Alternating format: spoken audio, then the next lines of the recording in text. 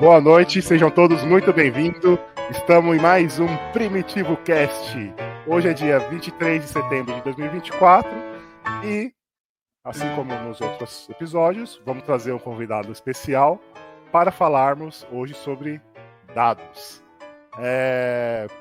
Lembrando que Primitivo Cast é um podcast sobre negócios e com o apoio da Data for All e Big Data, vamos fazer esse episódio de hoje. Seja muito bem-vindo, Caio Guiné Pascoal, mais conhecido como Caio Guiné.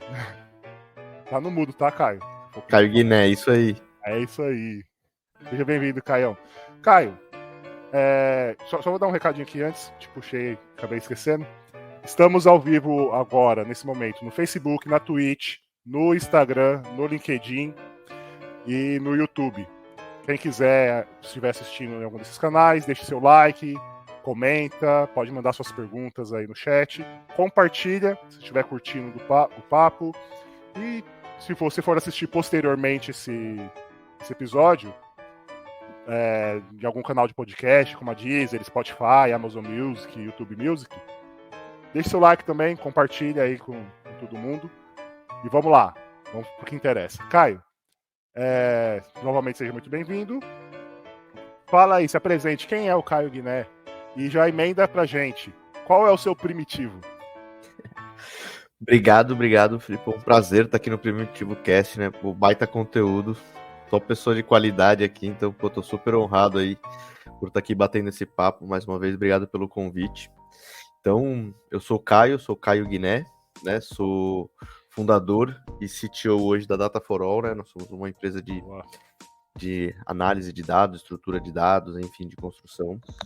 Cara, meu primitivo, né? Eu comecei a minha carreira mesmo como na área de vendas, comecei na área da gestão, né? Então, bem diferente um pouco da tecnologia, né? Apesar de hoje estar dentro da tecnologia, né? Então, meu pai é comerciante, né? Meu pai tem uma loja de carro em São Paulo. Então, meu primeiro trabalho foi como vendedor de carro. Foi assim que eu comecei a minha carreira, né? Foi bem longe da tecnologia, diga-se de passagem, né? Interessante, você pegou ali o veio, né, do pai para iniciar a sua carreira. Mas você crescia com seu pai falando, você vai me ajudar, você vai ser dono da loja, você vai ser empreendedor, você vai vender carro comigo. Ele fazia esse incentivo para você? Fazia. A família toda empreendedora, meus tios empreendedores, parte de mãe, parte legal. de pai. Então, sempre teve a ver empreendedora, né? Então, obviamente, sempre tem aquele negócio, né? Família, pai empreendedor, né? Dono de empresa, normalmente automaticamente você já vai conduzindo para isso.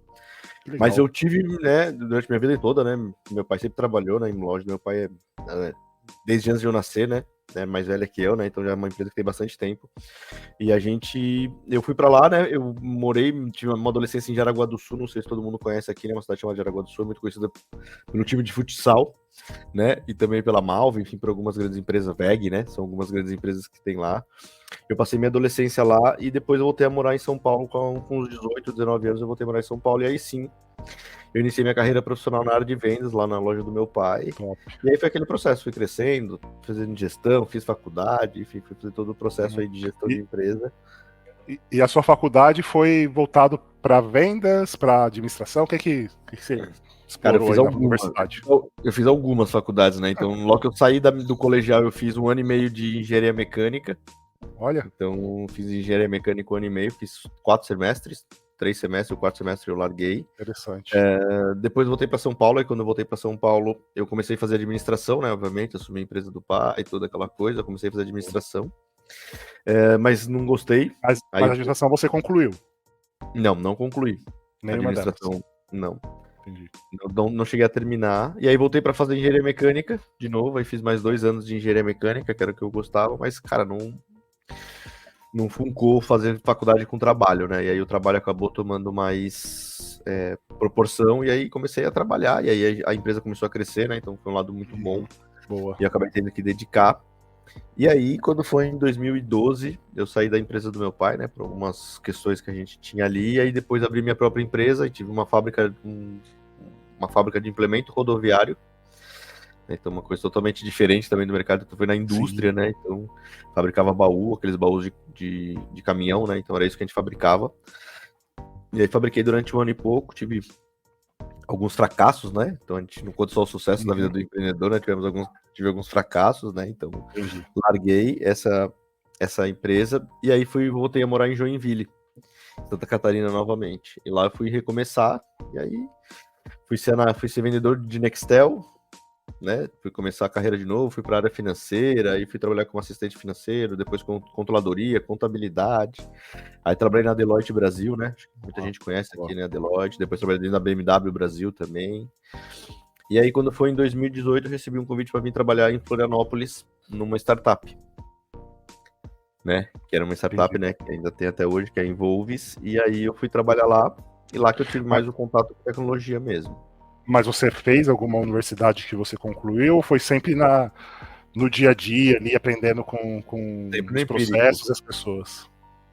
Sempre no empírico, né? Sempre fazendo, né? Eu tenho uma boa facilidade de aprender, mas sempre foi fazendo. Pego uma base, mas depois eu consigo desenvolver, né? Não cheguei a me formar, né? Não tenho nenhum canudo, efetivamente, podemos se dizer assim, só o da vida. Que eu acho que é isso que faz a diferença quando a gente está falando aqui, principalmente de dados, de inteligência, né? De conhecimento, né?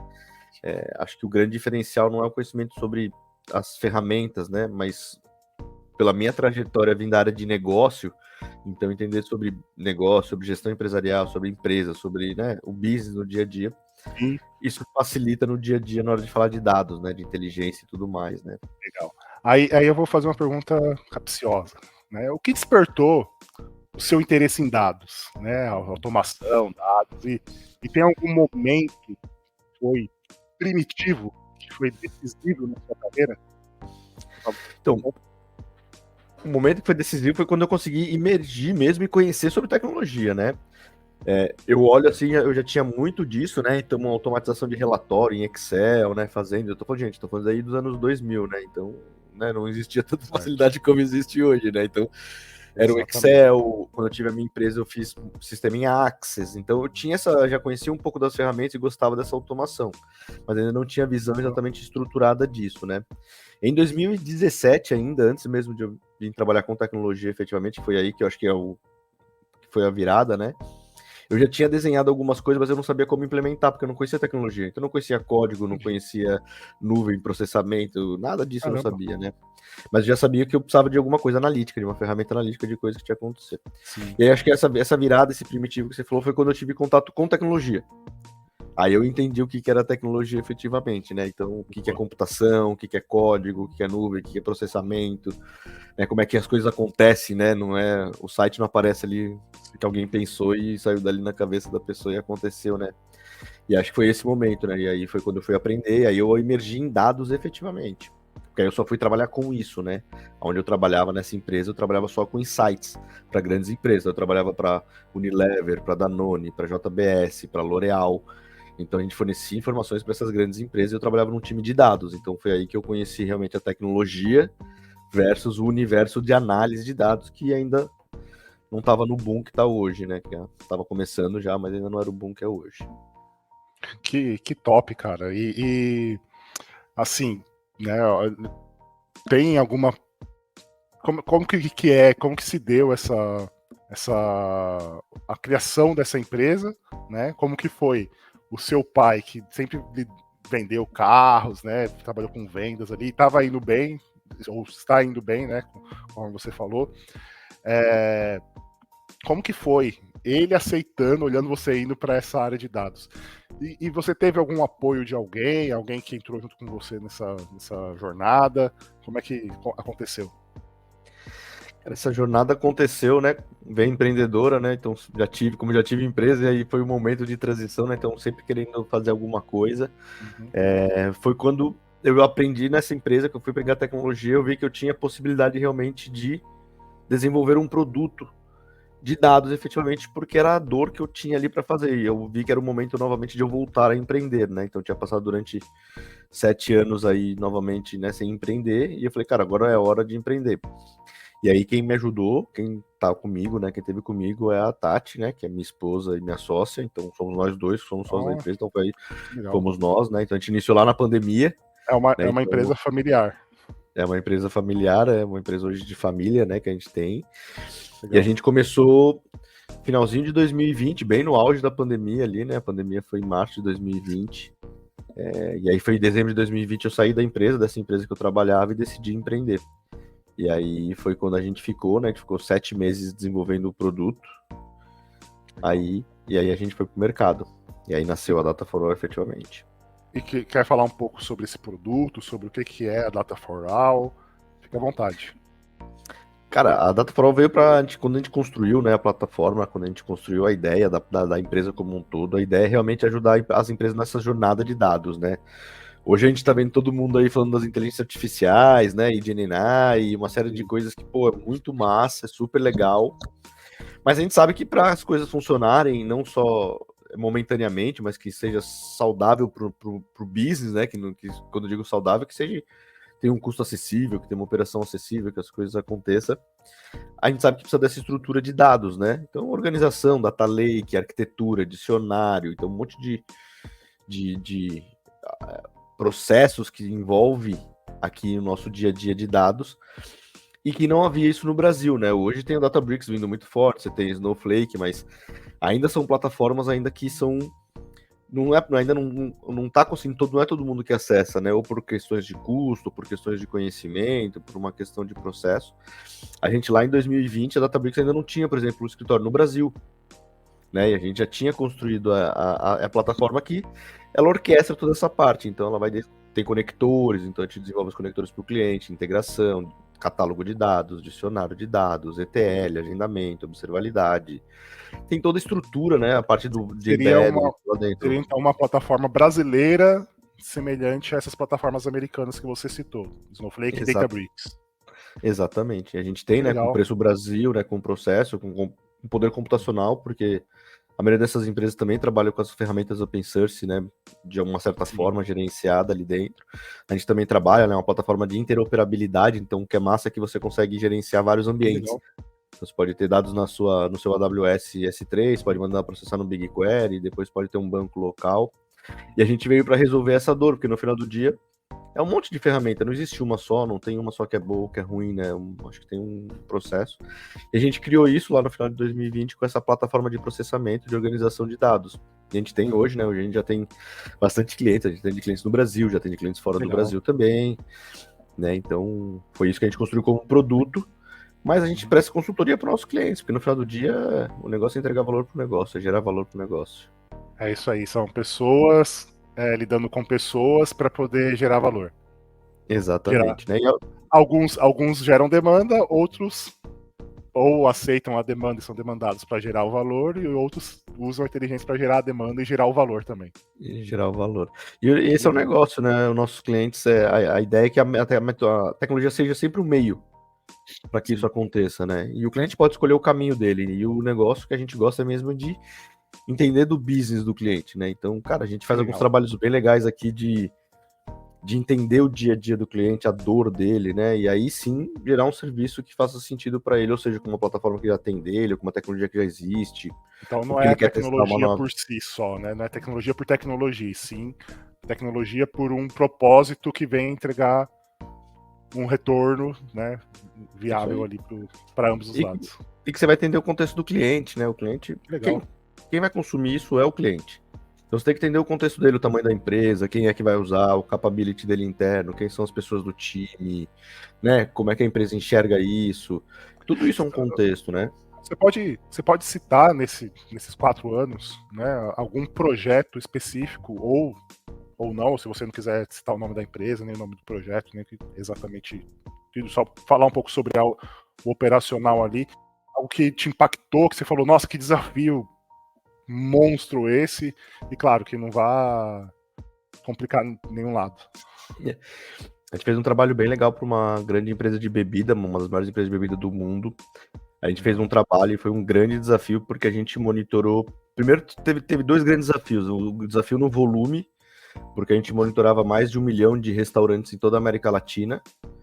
Olha. Então imagine que coletava-se dados desses, eles chamam de FSA, né, que é os Food Service Aggregator, né, que é os iFood, Uber Eats, esses aplicativos de comida, de delivery, e coletava dados de todos os restaurantes desses delivery, depois a gente fazia toda uma parte de tratamento. Então a gente sabia se tinha uma comida com refrigerante junto, se tinha uma comida com uma água, se tinha uma comida com uma bebida, com uma cerveja. A gente fazia essa análise. Então esse foi o grande desafio, porque, era muito volume. Imagina, era cada cliente escrevendo de um jeito, né? Cada um tem que organizar, taguear, enfim, fazer todo esse processo.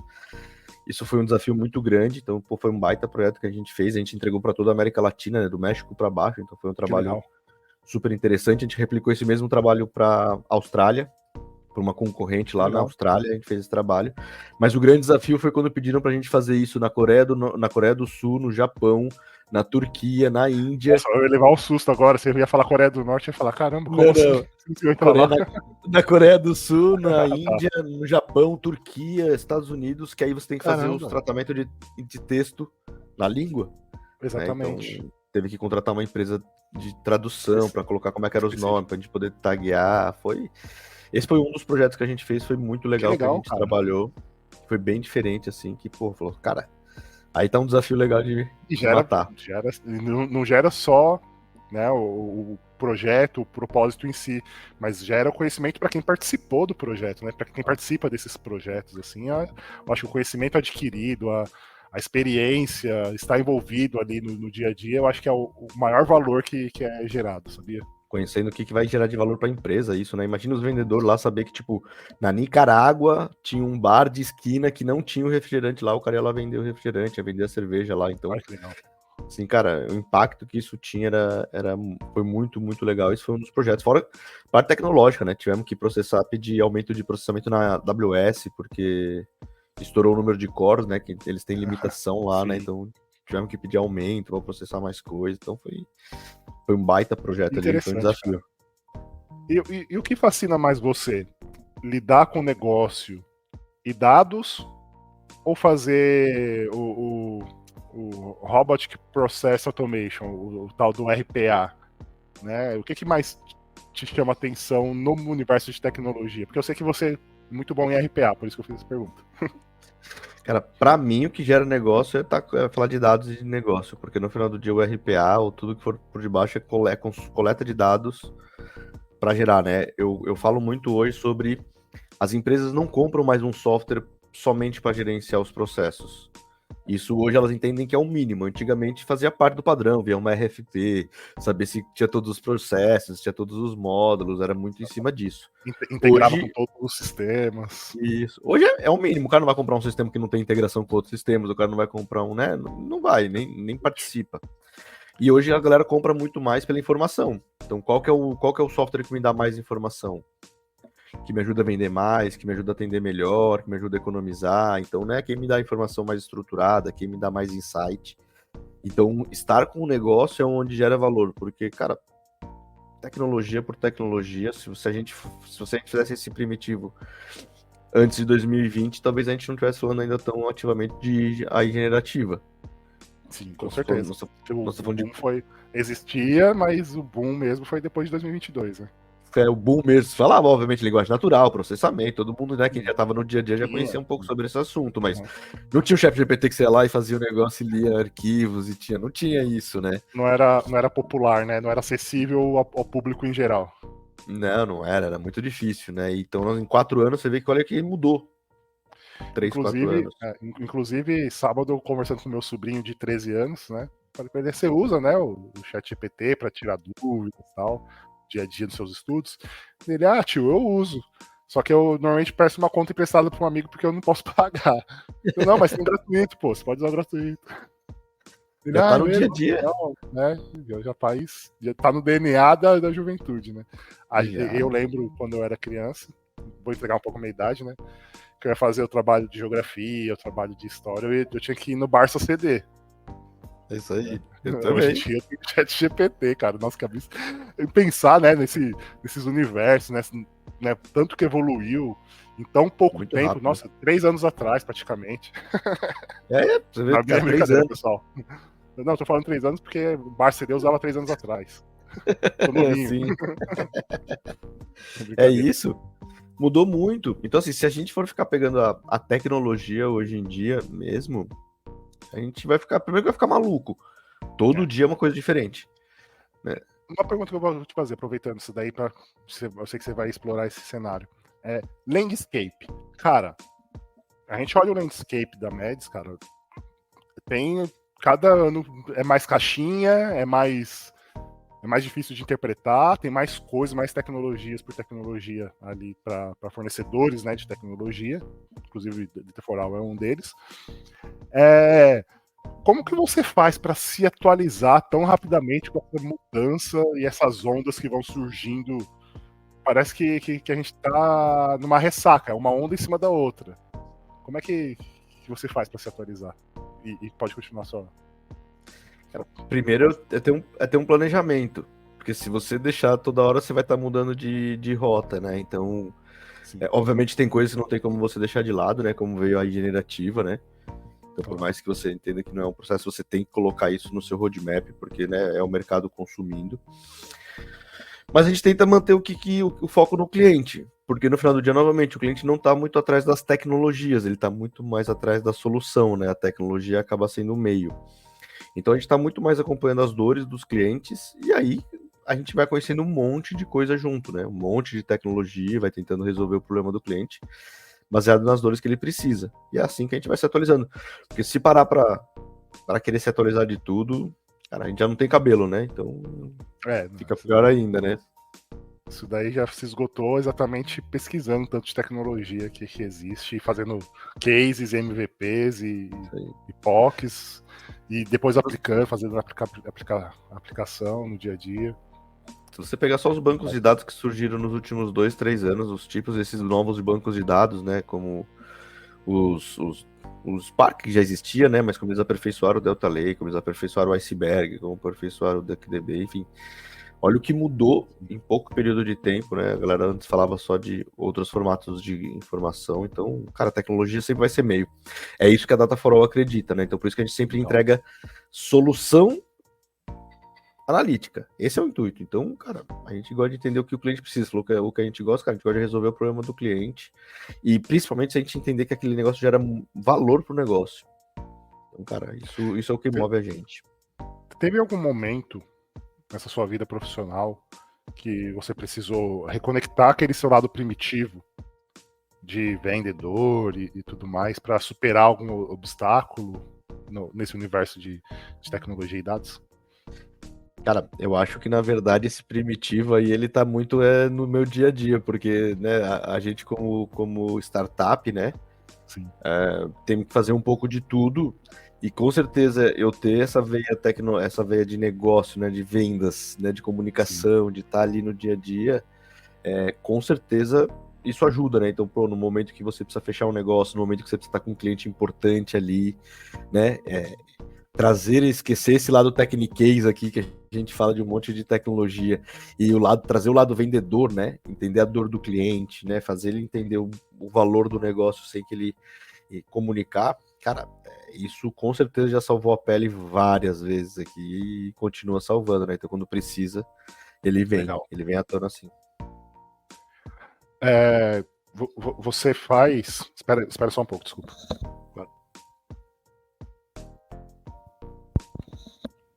Você faz assim, desculpa, tá, pessoal? Tô gripado, acontece isso. Você faz algum tipo de processo semanal ou diário ou mensal, algum ritual para não ficar louco? Porque é tanta coisa que vai atrás, tanta coisa acontecendo, tanta coisa que acontece, que às vezes eu me perco. Tenho que ter aqui meus post-it, meus kanbans, meus modelo de processual aqui para poder seguir um rito, senão eu começo a me perder. Você tem algo que você faz também para isso ou não? Você vai levando? Olha, eu vou te falar que eu tento manter uma boa organização da minha agenda, pelo menos. Então, a minha agenda ela é bem organizada ali, né? Então, eu tenho meus compromissos ali, tenho elas fechadas. A questão do dia a dia, a gente trabalha aqui nossa parte da empresa, a gente trabalha muito com projeto e Kanban, então isso já fica totalmente administrado dentro da parte da empresa no dia a dia. E eu, Caio, pessoalmente, tento manter na minha agenda pessoal, pelo menos as minhas tarefas diárias ali que eu tenho que fazer, né? Então, alguns bullet points que eu faço, que eu acompanho, algumas tarefas importantes, eu tento colocar isso na minha agenda para lembrar. Esse é o ritual que eu faço, né? Tenho até um Trello ali, mas não uso muito. Eu uso muito realmente a agenda. Para mim, ela é o principal. E você tem time aí na Data for All? Como que você faz para fazer essa liderança de pessoas, tecnologia? Como que é a sua gestão? Olha, é difícil sim, a gente tem pessoas, a gente tem times já aqui dentro, né? Time de produto, time de entrega, vendas e tudo mais, né? Então, é um desafio. Aí, como que a gente faz, né? A gente divide, né? Porque cada equipe tem um pouco da sua visão, né? Então, o time técnico, né? Como é que o time técnico faz? A gente faz gestão ele através de software de projetos. Então, aqui a gente usa o Gira. Então, a gente acompanha todas as tarefas lá. Então, as sprints, os backlogs, os tempos, toda essa gestão do dia a dia dos projetos e dos processos a gente faz lá no Gira. E a gente tem aqui também com o nosso time as reuniões de one-on-one. Então a gente faz acompanhamento de carreira com a galera, né, para ver como é que tá, como é que elas estão se sentindo. A gente faz retrô, né, para saber como é que as coisas estão, né, como é que foi a semana. Então esses são os ritos de gestão que a gente faz aqui no dia a dia com o time, para garantir, né, as entregas, garantir consistência, garantir comunicação, né, interna do time, que tá tudo fluindo bem. Né, e esse é o caminho que a gente tem encontrado, mas é o desafio. Acho que o desafio de todas as empresas é a gestão de pessoas, é garantir os projetos, né? São grandes projetos que a gente trabalha, então, cara, o nível de pressão é alto, né? Então, manter isso daí tudo em linha não esse é o grande desafio, mas é gostoso. Eu vi recentemente, né? Faz umas 2 semanas ou uma semana, foi na semana passada, não lembro, que o presidente global da AWS, né, deu um decreto lá do presencial. Vocês pretendem, vocês como startup brasileira, seguir o modelo que está sendo desenhado pelas big techs, pelas grandes, né? A Amazon, a Google também já se pronunciou algumas vezes sobre o tema, a Microsoft também está indo nesse caminho. São grandes empresas, claro, né? Tem seus escritórios tal, e tem investimento sobre isso. E agora eles estão falando, pô, todo mundo vai ter que ir presencial. E na Data for All? Você vai deixar aí. Já vai dar um susto no seu pessoal ou vai deixar eles à vontade no home office? Eu tô falando isso porque, cara, vai ter, claro, quando acontecem essas coisas, né, de escala de cima para baixo, sempre tem os layoffs ali, o pessoal que quer sair, não aceito. Me acostumei com o home office, não aceito mais trabalhar de presencial, né? Como é que você vê? Vê como uma oportunidade ou vai seguir a tendência? Como é que é? Cara, eu acho que é questão de momento, é questão de maturidade das empresas, acho que tem uma série de contextos em relação em cima disso. A minha visão é que, sim, o presencial, ele faz diferença no trabalho e na rampagem das pessoas, né? Aí se é bom ou se é ruim, aí tem questões, mas eu acredito muito no presencial em relação ao troca. A Data for All nasceu 100% home office. Sim. Então a gente nasceu durante a pandemia, né? Na época nem se fazia sentido ter, então a gente nasceu lá na pandemia, a gente contratou gente e ficou 100% home office. Este ano a gente começou a ir para o presencial. Então a gente já tem um escritório, né? E o time tech, que a gente chama de time de tecnologia, vai 3 vezes por semana no escritório e o time comercial vai 2 vezes por semana para o escritório. Então hoje a gente tem pessoas 100% home office que estão em outros estados, mas a gente tem equilibrado e a gente tem dado preferência também para o presencial aqui, efetivamente. Então, nas nossas contratações e tudo. Tá seguindo a tendência. Já é uma coisa que a gente já sentia falta, né? E agora, obviamente, tá todo mundo, né? O movimento tá retornando. Cara, se perdeu muito produtividade, né? Se perdeu muito controle, se perdeu proximidade, né? A seriedade, do mesmo jeito que se ganhou qualidade de vida, se ganhou tempo, né? Se ganhou desenvolvimento. Eu tenho até algumas empresas que eu tenho visto que eles têm feito assim. Se você leva mais de 1 hora para chegar no trabalho, você pode fazer home office. Se você leva menos de 1 hora, você fazer tem que ir para lá. Ali, né? Um Até híbrido. Mesmo porque a pessoa ficar mais de 1 hora num ônibus, num carro, pô, Porque é 2, 3 horas da vida, do dia da pessoa que está perdendo.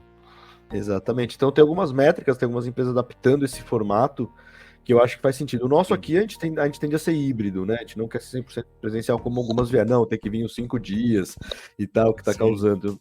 Eu acho que não, eu não acredito nisso, mas ter pessoas presentes, eu acho que isso ajuda na questão da cultura, de contratar pessoas júnior, né? Ela alavancar mais rápido, né? Tem coisas que não é bom você chamar a pessoa numa call e falar assim, ô Felipe, vem aqui que eu vou te ensinar alguma coisa. Às vezes a pessoa tá ali ouvindo, você chama de lado. Então, esse contato, eu acho que faz muito sentido. É que eu sou de uma...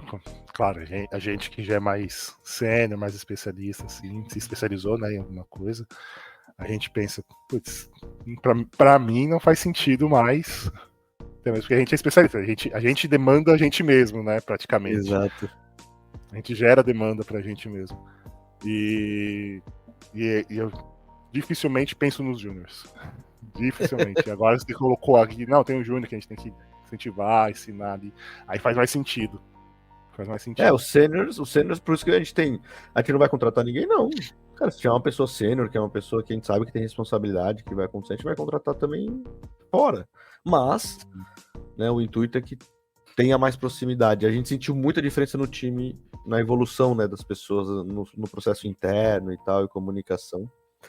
Mas pra gente, né, eu sou um cara sempre aberto, eu acho que vai ter de tudo, né, como eu te disse, vai ter um monte de empresas trabalhando com vários formatos. Tem gente que não abre mão do home office de jeito nenhum.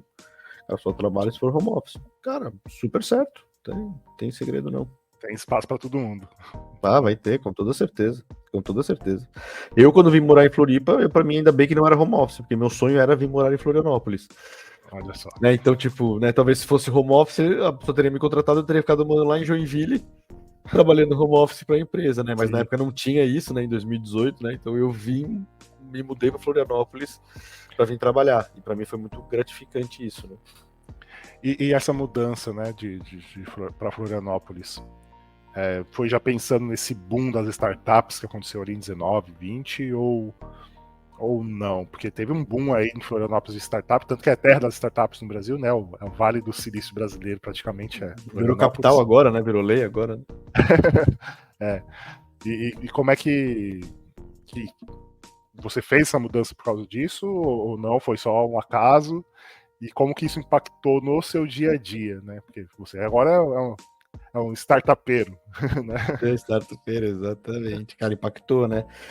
Cara, eu vou te falar que não foi por acaso. A gente faz as coisas com intencionalidade, né? Quando você faz as coisas com intencionalidade, as coisas vão surgindo. Então, eu já tinha um movimento de trabalhar com tecnologia, de fazer processo de dados, então acho que esse caminho, né, que eu estava buscando, e antes de vir trabalhar nessa empresa em Florianópolis, eu estava procurando para trabalhar fora do Brasil, né, fui para trabalhar em algumas empresas, e aí veio de eu trabalhar em Florianópolis, mas eu não tinha ideia do tipo, eu não tinha pensado, nossa, vou para Floripa, porque lá é a Ilha do Silício, vai ter uma tecnologia. Eu gostava de Florianópolis porque eu vivi minha vida inteira aqui, adoro morar aqui, sempre gostei, faz, sei lá, desde 20 anos que eu vinha para cá, só que eu só vinha de férias, como um bom paulista turista, eu vinha passar férias aqui e não ficava, mas meu sonho era morar aqui, já tinha morado em Florianópolis, já tinha morado em Joinville, já tinha morado em Jaraguá do Sul e queria morar em Florianópolis, então tinha essa vontade de morar em Florianópolis, então a oportunidade foi muito mais de, pô, vou trabalhar numa startup, que aí sim era legal, né? Pô, aí eu já acompanhava o mundo da startup, mas não sabia que Floripa era Floripa. Ainda não tinha essa magnitude. E aí eu vim morar pra cá. E aí, acho que aí, como eu falei, da questão da intencionalidade, né? Então, calhou de estar aqui no boom da tecnologia. E, pô, a gente é super feliz, né? Pô, a gente trabalha hoje, a gente é associado à CAT, a gente conhece um monte de gente ali dentro. Né? O ano passado a gente ganhou o Prêmio Nacional do Sebrae, né? Como a empresa mais atraente do país. Parabéns. Né? Parabéns. Você pode falar um pouco mais sobre o que é esse prêmio, né? O pessoal do Sebrae. Abraço aí para meus amigos cangurus lá da Strides que são da Sebrae. E se quiser falar um pouco sobre o projeto, né? O programa. O programa, fica à vontade. Foi bem legal, foi uma baita experiência. Então, cara, parabéns pro Sebrae, porque, cara, é o nosso imposto sendo devolvido, e aí, cara, a gente também só vê o lado ruim. Lógico que ainda tem muito mais lado ruim do que lado bom, né, do nosso dinheiro do imposto, mas também tem o lado bom disso. O ano passado a gente participou de 2 programas do Sebrae, a gente participou de um programa do Sebrae em Santa Catarina, que chama Startup SC, que é um programa de desenvolvimento de startups, né? Então a gente se inscreveu em torno, mas se eu não me engano, são 400 startups, e a gente foi selecionado entre 50, e participou desse programa que é um MBA. Então foram 8 meses, sábado sim, sábado não, estudando aí sobre produtos, sobre tecnologia, sobre clientes, sobre vendas, sobre gestão, sobre OKR, sobre uma série de coisas. E a gente também participou de um programa chamado Capital Empreendedor, que é um programa do Sebrae Nacional. Inclusive, quem for startup aí e quiser conhecer, é muito legal, vale muito a pena. Também foram alguns meses de processo. Nós começamos, se não me engano, com 1.300 startups se inscrevendo no Brasil todo. E aí foram afunilando, até que chegou nas últimas 50. Aí nós fomos para São Paulo. Aí teve lá toda uma rodada de pitch com investidores, eles ensinaram, aí depois os investidores falaram com a gente. E aí saiu as campeãs, né? Então saiu as mais atraentes e a Data4All ganhou em primeiro lugar como a empresa mais atraente para se investir, né, no ano passado lá entre essas 1.300 startups. Então foi um baita prêmio, o Sebrae tá de parabéns, foi muito bom. Que legal. Parabéns ao Daniel, que é da Sebrae Florianópolis, meu amigão, e a Jéssica Kisses, que é da Sebrae Brasil também, que cuida da estrutura de dados da Sebrae. Muito obrigado por proporcionar, né, esses momentos aí da Sebrae e incentivar, né, a cultura de novas empresas de inovação no país. Eles são muito legais. Parabéns mesmo a todo mundo do Sebrae, Sebrae Nacional, Sebrae do Estado.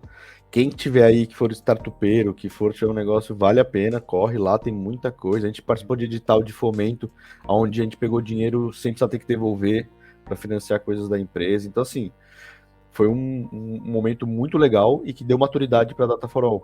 Então a gente aprendeu sobre outras coisas, a gente trocou com outros empreendedores, né? A gente teve mentorias com pessoas muito legais, né? Pessoas que já tiveram nesse processo. E tudo de graça. Tudo de graça, né? Não pagamos, assim, diretamente nenhum real, tá? Nos nossos impostos, mas foi estudos. Então esse foi um processo muito legal e a gente ganhou esses prêmios, né? Então a gente ganhou esse prêmio de startup mais atraente, a gente ganhou alguns prêmios de inovação, né? Então, como uma empresa super inovadora. Então, a gente vem crescendo, né? A empresa tem esse ano, agora, oficialmente, esse ano fez 3 anos, então uma empresa super nova. E veio dessa vontade de mudar. E aí, o que você falou foi essa mudança de conhecer tecnologia, de conhecer dados, aí fomos fazer análise de dados, falei, cara, aqui tem um mercado que ainda tá sem explorado. Aí a gente criou a Data4All. E você vê ainda espaço para novas startups, para novos modelos de negócio? E aproveitando, respondendo essa primeira pergunta, já em sequência, você puder falar sobre as novas tecnologias com o advento aí da generativa IA, né, de forma popular. O que você vê de evolução de tecnologia aí nos próximos 2, 3 anos? Cara, eu acho que vai mudar muita coisa, né? A AI vai vir, eu acho que ela veio para ficar de uma forma que, né, não tem como mudar. O que talvez a gente não vai sentir mais tanto ela do jeito que a gente olha hoje, ela vai estar tão mais embutida no nosso dia a dia que vai ser mais comum pra gente, vai ser ao ponto de se tornar natural. Né? Então, você tem um assistente que você fala, ele te responde, não vai ser mais uma coisa tipo, olha que legal, vai ser tipo, cara, eu tenho um celular na minha mão e vou ligar para alguém, vou mandar uma mensagem. Que é isso que vai acontecer, né? Eu acho que a tecnologia para dados, essa sim, eu acho que ainda tem um bom caminho ainda para fazer, mas tem muita coisa para acontecer ainda, né, no nosso mercado aí de dados, de inteligência, de estruturação, exatamente porque ninguém entendia o valor da sua informação guardada, né? Tanto que você não guarda, não estrutura, não tem. E eu acho que essa diferença que agora tá começando a vir tecnologia, está tornando isso acessível, né? Pô, antigamente, para você usar certas coisas, processar o volume de dados que a gente processa hoje, cara, você ia precisar de coisas gigantescas. Hoje você tem empresas aí fazendo coisas muito legais. Então, o que eu acho que vai vir aí são mais inteligências artificiais, são mais assistentes pra gente. Isso, cara, veio para ficar, não tem como sair.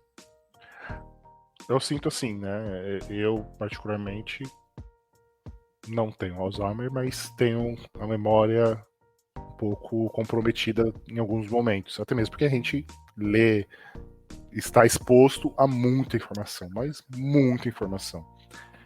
Então acaba gerando o esquecimento natural, né? A nossa memória RAM aqui, ela tira algumas coisas para incluir outras, né? E dito isso, você acha que tendo, por exemplo, uma generativa IA, um chat GPT mesmo da vida, ou algo similar aí, acompanhando, sabe? Eu vi isso no livro Big Data, The Human Face, né? A face humana de Big Data. Acompanhando uma criança, por exemplo, que não, a nossa memória de quando era criança a gente não tem. Mas tendo aquele acompanhamento, aquela informação gravada em algum lugar, onde você possa futuramente ou a qualquer momento pesquisar de forma rápida, computacional, né? Igual você falou, um celular na palma da mão, embutido, sei lá, uma luva, né? Como se fosse celular, e você, uma lembrança de quando eu tinha 3 anos referente à mamadeira, né? E ter acesso a isso, né? Você acha que vai chegar nesse nível? Eu acho. Se você pegar esse Plode, já viu esse Plode, que é um plugzinho que você nunca viu? É um cartãozinho, que é como se fosse um gravador. E aí você já fala, ele sumariza, tá ligado? Com o GPT, faz tudo. E você pode colocar uma corrente dele e colocar ele fica tipo um microfone. Ah, que legal. E aí você pode estar gravando lá, enfim, processo. Então, de certa forma, já é um início. Exatamente. Para você ter um assistente próprio. Eu acredito muito nisso. Eu acredito que esses assistentes vão vir pra gente poder... o apoio mesmo, né? Ter o apoio. A gente, cara... A nossa cabeça vai ficar cada vez mais para construir coisas complexas. Tipo, eu não vou ter que lembrar de fazer uma ata e mandar a ata da reunião pro Felipe. Pelo amor de Deus, sim, cara, eu tenho alguém que faça isso para mim. Vai lá e faz a ata. Eu já falei, a minha cabeça já teve ali. Já discuti o projeto, já discuti as coisas com ele, fiz a parte que o robô não ia poder pensar, desenvolvemos coisa. Agora, cara, você vai lá, coloca na minha agenda, coloca na agenda do Felipe, arruma as tarefas, deixa lá que alguém vai fazer. Interessante. Eu imagino muito nisso. E já tem as sprints aí com escopo para construir, quero participar. Eu acho que deve ter uma galera muito louca já fazendo esse tipo de negócio, né? Porque, chama muita atenção, né? Porque se você for bem, nem se falou, cara, você coloca numa criança desde pequeno, você imagina o que você pode trazer de informação do que essa criança viveu, né? Do que ela tem de insight. E você vai ter uma pessoa do lado dela que conhece melhor do que ela. E começar até mesmo, quando a gente fala de medicina, né? Começar a ter casos, né, comparativos. Pô, essa criança viveu próximo de um córrego durante muito tempo, ou aquela criança viveu sem estar próximo de um córrego durante muito tempo. Como é que é a saúde dessa pessoa numa adolescência ou na fase adulta, né? É que nós, pessoa física, todo mundo nas empresas estão atrás de indicadores, concorda? Você conhece alguém que você fala nas empresas não estão atrás de um indicador? Todo mundo. Todo mundo está atrás de um indicador, a vendas, crescimento, ROI, seja lá o que for, CAC, seja lá qual que for a informação, tá todo mundo atrás. Para mim, a grande virada de chave, né, a grande virada do primitivo para uma nova visão de informação de dados é quando nós, pessoas físicas, tivemos acesso aos nossos dados.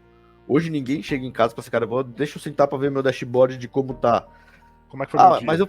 Mas eu faço minha planilha financeira. Tá, é uma parte do negócio. Quanto é que você consumiu de caloria? Quanto é que você chorou? Quanto é que você andou? Como é que estavam os seus batimentos? Quando é que você aumentou a voz? Quando é que você ficou estressado? Quanto de açúcar você comeu? Esse tipo de coisa, ainda a gente não consegue ter metrificação e até outras correlações. Por exemplo, você vai no mercado, você recebe o seu papelzinho do que você comprou. Mas se você não guardar aquilo, nunca mais você tem. Então você não consegue saber, tipo, o que o Felipe comprou no mercado 2 meses atrás. Quanto ele pagou numa Coca-Cola 2 meses atrás.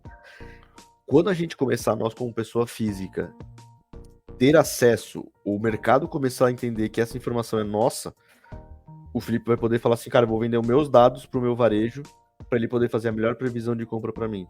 E eu vou vender esse cara para ele. E eu vou começar a ser data-driven. E aí eu vou começar a olhar a pessoa física de uma forma estratégica. E eu acho que essa que vai ser a grande virada, não só no sentido da sociedade como um todo, mas em nível de processamento, aí falando de tecnologia, né? Em nível de tecnologia, porque você vai ter que abrir uma leque absurda em cima disso. Eu acredito nisso, tá, Guiné? Eu acredito nisso, Mas eu acho que isso tem que começar hoje, por exemplo, nas escolas. Ensinando no ensino fundamental a ter. Não precisa de ser uma grade curricular complexa de 2, 3 anos, igual é história, matemática, português, mas ter esse ensinamento de dados, interpretação de dados, sem ser a matemática pura, sem ser a história ou a língua inglesa, portuguesa, espanhola ou qualquer outra, né? E sim, como eu interpreto um dado, como eu tiro insights e informações disso, como que eu crio um dashboard, o que é um dashboard, o que é uma planilha, quais tecnologias são existentes, são emergentes, o que é inovação, né? Tipo, essas coisas deveriam ser ensinado no ensino fundamental, porque o mindset de uma criança, a parte inventiva, né, de uma criança, é anos-luz melhor do que eu sou um velho careca. Com certeza. E você já vai formar pessoas pensando de uma outra forma, né? E aí você traz essa visão, né, pra galera.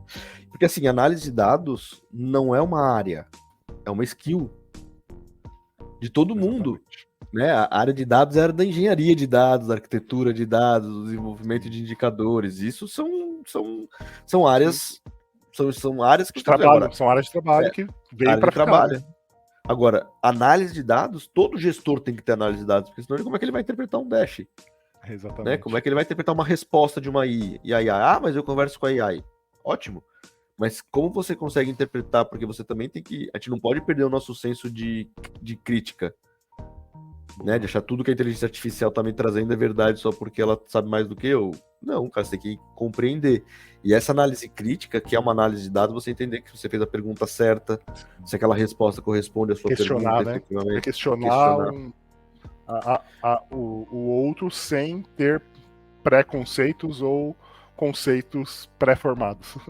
Exato, só para você poder debater, né? Porque você tem que ter argumentos, né? Então, a análise de dados, para mim, ela é uma skill que nem a galera tinha de antigamente Excel. Se você pensar na minha época, né? Na nossa época ali, quando eu fui fazer meu primeiro trabalho, cara, era desejável Excel. Não era nem obrigatório. Hoje, nem Tem que tem como você saber. trabalhar em qualquer lugar, nem coloca. Para mim, as próximas coisas que hoje ainda é meio, você talvez é desejável que você tenha analista que você tenha análise de dados. Para mim vai ser uma coisa que vai ser primordial para qualquer, principalmente para os cargos de liderança, Sim. esse tipo de skill de análise de interpretação de dados, de o cara saber o que é uma consulta, de o cara saber o que é uma estrutura de dados, mas que não seja técnico, mas ele vai precisar saber isso, e é o que você comentou. Se isso vier desde lá de baixo, a base vai vir forte, né? Ela vai vir organizada, vai vir com esse conceito, né? Vai crescer mais coisas, desenvolver mais coisas. Então acho que é um caminho bem interessante. Que legal. E falando do Guiné fora trabalho, o que você faz de hobby? O que você gosta de fazer fora mexer com dados e vender carro? Olha, cara, eu gosto de comer, então sou uma pessoa que gosta de, né, de fazer comida, não só comer fora, gosto de fazer comida, gosto de cozinhar, né? Sou relativamente bom na parte, não sou obviamente um chefe, mas sou bom em cozinhar, isso é uma coisa que me agrada muito. Legal. Gosto de viajar e beber um vinho, então são coisas que eu também gosto de fazer no tempo livre, né? Como startup no começo de jornada não dá muito, mas né, o tempo que sobra Sim. é isso que eu gosto de fazer. E também gosto aí de esporte, eu gosto de andar de bike, então gosto de pegar bike, vamos na beira-mar de norte aqui de Floripa, dar uma banda, dar uma volta. É uma coisa que eu gosto de fazer para dar uma desopilada e dar uma desestressada. Então, isso é um pouco. Gosto muito de futebol, assisto muito futebol, né? Assisto futebol aqui do Brasil, assisto futebol fora, gosto muito de assistir os programas de futebol, ver os caras se matando lá comentando. Então, são coisas Legal. que eu gosto de fazer no meu hobby. Legal. E você chegou a competir semi-profissional, alguma coisa, em alguma desses esportes, por exemplo, bike? Eu competi quando era adolescente. Depois que comecei a trabalhar, não consegui mais. Quando era adolescente, competia. Aí competi, Legal. joguei futebol de salão pela cidade, joguei basquete pela cidade, né, Jaraguá, lá, né, quando trabalhei lá. Tinha uma veia esportista aí que poderia ser explorada, né? Poderia, mas, cara, tem que voltar com essa veia um pouco mais esportista, mas por enquanto, difícil conciliar tudo, né? É difícil. Ainda mais dono aí de uma startup aí promissora que pode virar um unicórnio, né? É importante investir, Coisa boa. né? E a família, como é que você lida, né? Porque demanda muito tempo, né? A empresa, como é que você lida com. Claro, sua esposa está com você lá na empresa, né? Estão com o mesmo objetivo. Mas e os outros familiares, pai, mãe? Como é que você toma o tempo para poder estar próximo, fazer. Porque um dos nossos pilares, né? É a família. E como é que você lida com isso? Cara, é um processo difícil, né? A gente tem que. Primeiro que eu moro em Santa Catarina, toda minha família mora em São Paulo, então por si só já é um processo de distanciamento, né? De ser uma comunicação muito mais online do que presencial efetivamente, né? Então isso já fazem 12 anos que eu moro aqui em Santa Catarina, então. Caramba, bastante tempo. Já tem bastante tempo, né? Então já meio que naturalizou. E nesse momento mesmo de empresa, é alinhamento, né? São processos que a gente tem onde a gente, cara, tem que priorizar o trabalho, né? A gente tenta, obviamente, estar junto com a família o máximo possível, mas nesse momento são as sprints que a gente tem que dar, os acordos que a gente tem que fazer com as pessoas, de estar um pouco mais distante, né? Então, os finais de semana, muitas vezes que tem livre, por mais que a gente queira estar com a família, mas são poucos que a gente tem, né? Então, muitas vezes a gente quer estar mais tranquilo, ou fazer alguma outra coisa que a gente não consegue fazer. Mas tenta equilibrar. Sempre que eu vou para São Paulo, eu tento visitar minha mãe, minha família, sempre tento estar junto ali falando. E é assim que a gente vai lidando, mas equilibrar pratos, né? Sempre vai ter que estar escolhendo. Normalmente eu não falo muito que a gente tem que ter um equilíbrio dentro de uma foto, né? Então eu não consigo, dentro de um curto período de tempo, ter o equilíbrio. Viver bem, cuidar da saúde, né? Viver bem, cuidar da família, ou trabalhar muito e cuidar da família. Normalmente, dentro de um curto período de tempo, você vai ter que fazer alguma escolha. Mas quando você olha um longo período de tempo, aí sim, no longo período de tempo, você tem que ter um equilíbrio. Onde vai ter momentos que você vai trabalhar muito e vai ter que deixar um pouco das outras coisas de lado, no outro momento você vai ter que fazer as outras coisas, estar com a família e deixar mais o trabalho de lado. E aí, ao longo do período, tentar estar mais equilibrado. Esse é um pouco do que eu tento colocar em prática. Que legal. E, né, o que você quer deixar de legado aí para as próximas gerações ou até mesmo pro mundo? Uma pergunta difícil, né? Deixar legado para o mundo é uma visão bem difícil se você pensar como um todo, né? Mas quando você pensa das pessoas que estão ao seu redor e através delas a gente consegue deixar um legado para o mundo, né? O que eu quero deixar para as pessoas que estão ao meu redor é que as pessoas tenham uma pessoa que me vejo como uma pessoa que tentou, né, ajudar a resolver problemas, né, a ajudar pessoas, né, a melhorar nossa sociedade como um todo, né. Eu acho que um dos nossos propósitos aqui, né, é estar aqui para tentar melhorar isso, né, como um todo.